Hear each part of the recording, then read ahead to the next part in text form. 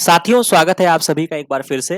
तो अब हम यहाँ पे एक और हार्मोन्स को कवर करते हैं जो कि आपका बहुत ही इंपॉर्टेंट है, थाइमस। ये बहुत ही इंपॉर्टेंट है। जब आपने इम्यूनोलॉजी मेरे साथ पढ़ी थी, तो आपको मैंने थाइमस के बारे में चर्चा किया था। अब हम यहाँ पे थाइमस को एज अ ग्लैंड के तौर पे हम इसको थोड़ा समझेंगे और बहुत ही इंपॉर्टेंट है, क्वेश्चंस यहाँ से बन सकते हैं। तो थाइमस ग्लैंड जो होती है, ये आपकी लोब्यूलर स्ट्रक्चर होती है। बिटवीन कहाँ पे होता है? लंग्स बिहाइंड द स्टर्नम और ventral side of the aorta, यानी कि ये हार्ट के आसपास होता है। जो मैंने आपको पहला, अगर आपने मेरा लेक्चर देखा होगा जहाँ पे हमने थाइमस क्या कहते हैं कि जहाँ पे हमने पूरे ग्लैंड्स का स्ट्रक्चर दिखाया था, मैंने आपको बताया था कि जो थाइमस होता है वो आपके हार्ट के पास में होता है। तो अगर आप इसके लोकेशन पे जाओगे तो between the lungs behind sternum बोल सकते हो या ventral side of the aorta.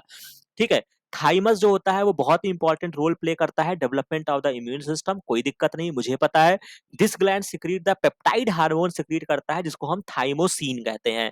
इस पर्टिकुलर पॉइंट को याद रखिएगा, थाइमस से जो हार्मोन निकलेगा वो थाइमोसिन होता है और ये बहुत ही इंपॉर्टेंट रोल प्ले करता है in the differentiation of the T lymphocyte which provide cell mediated immune response. तो जो बच्चे हमारे साथ इम्यूनिटी पढ़े हैं उनको इस पर्टिकुलर थाइमस में कोई दिक्कत नहीं आने वाला है, क्योंकि टी लिम्फोसाइट जो होती थी उनका जो आपका मैचुरेशन होता था, जो आपको पता ही है, वो आपकी मैच्योर कहाँ पे होती थी? बोन थाइमस में होती थी। इसी वजह से उनको टी लिम्फोसाइट्स कहते थे। तो यानी कि उनके मेजर रोल है डिफरेंशिएशन में या मैचुरेशन में, और जो कि अल्टीमेटली जाके सेल मीडिएटेड इम्यून रिस्पांस में मेरी रोल प्ले करती हैं। इसके अलावा addition thymosin also promote production of the antibody को भी बढ़ाता है, टू प्रोवाइड ह्यूमोरल इम्यूनिटी को भी एक्टिवेट करता है।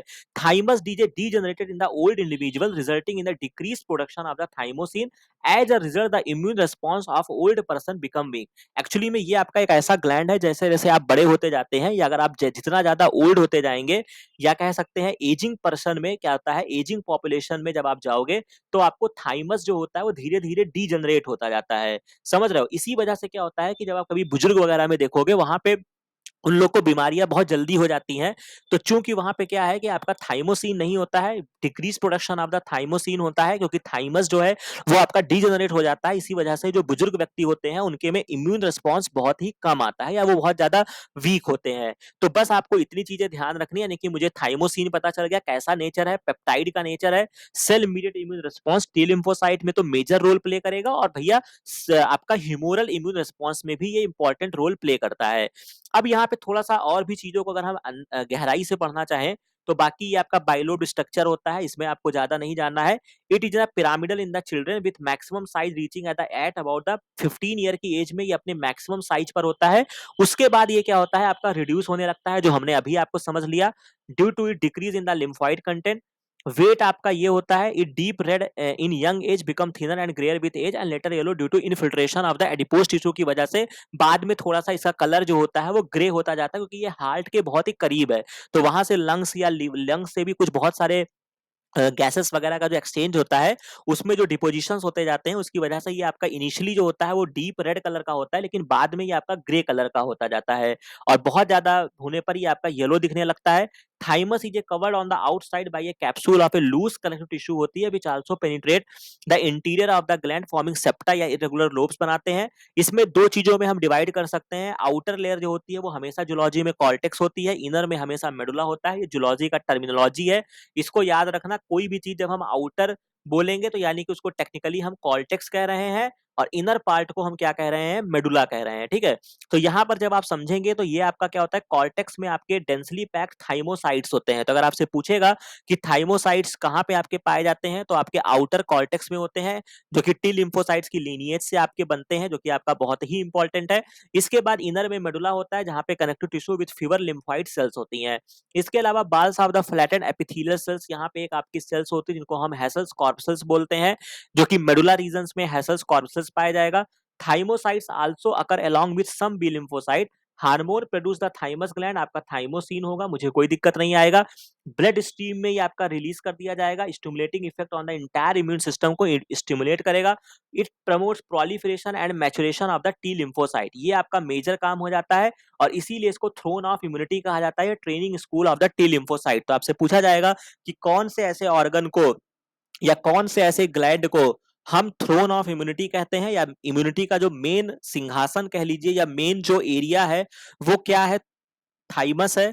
तो उसको हम क्या बोलते हैं? थ्रोन बोलते हैं। और यहीं पर ही आप कह सकते हैं कि टी लिम्फोसाइट का ट्रेनिंग स्कूल है, यहीं पर वो पढ़ लिख के समझ लो मैच्योर होके आगे निकलते हैं।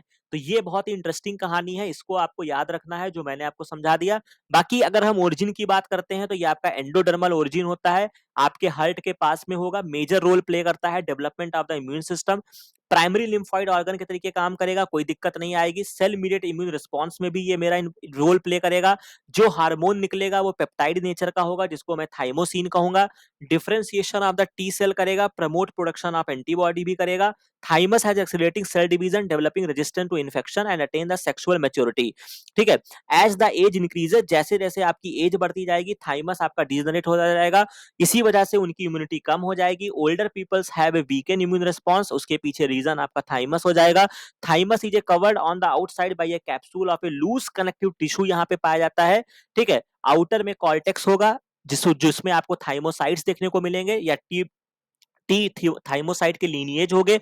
इनर में मेडुला होगा और मेडुला में आपको हेसल्स कॉर्पसल्स आपको देखने को मिलेंगे, मतलब एक पर्टिकुलर टाइप की सेल्स है, याद रख लो। ठीक है, बाकी बहुत ज्यादा इसमें नहीं परेशान होना है। बी लिम्फोसाइट्स हो जाएंगे। Hormone produce by the thymus gland, इसको मैं थाइमोसिन कहूंगा। थाइमस जो होता है वो ब्लड में रिलीज होके बाकी आपका प्रमोट करेगा maturation and proliferation of the T lymphocyte. ठीक है, इसी को मैं क्या कहूंगा, थ्रोन ऑफ इम्यूनिटी कहूंगा या training school of the T lymphocyte. तो बाकी इसमें कुछ नहीं जानना है। थाइमस में आपका थाइमोसिन जो हार्मोन रिलीज होता है वो थाइमोसिन है। ठीक है, बाकी आपके दो पार्ट में मैं इसको डिवाइड कर सकता हूं, एक आपका कॉर्टेक्स होता है और एक आपका मेडुला होता है। मेडुला में मेरे हेसल्स कॉर्पसस देखने को मिलते हैं, बस आपको इतना जान लेना बेटा। और कॉर्टेक्स में जो होता है वो आपके थाइमोसाइट्स होते हैं जो बेसिकली थाइमोसिन वगैरह के लिए रिस्पॉन्सिबल होते हैं। बाकी बस इतना चीजें आपको याद रखना है। तो इस तरीके से हमने थाइमस को भी कवर कर लिया है। बहुत ज्यादा पूछेगा तो थाइमोसिन है, टी लिम्फोसाइट है, एजिंग पीपल्स में क्यों आपकी इम्यूनिटी वीक हो गई, तो ये सारी कहानी का अब आप आंसर अच्छे से कर लेंगे। ठीक है, तो बाकी कुछ हार्मोन्स और बचे हुए हैं उनको भी मैं निपटा दूंगा। तो अच्छे से पढ़ते रहिए, कहीं पर कोई समस्या आती है तो उसको बताइएगा। बाकी मिलते हैं नेक्स्ट वीडियो में नेक्स्ट इन्फॉर्मेशन के साथ। Thank you very much.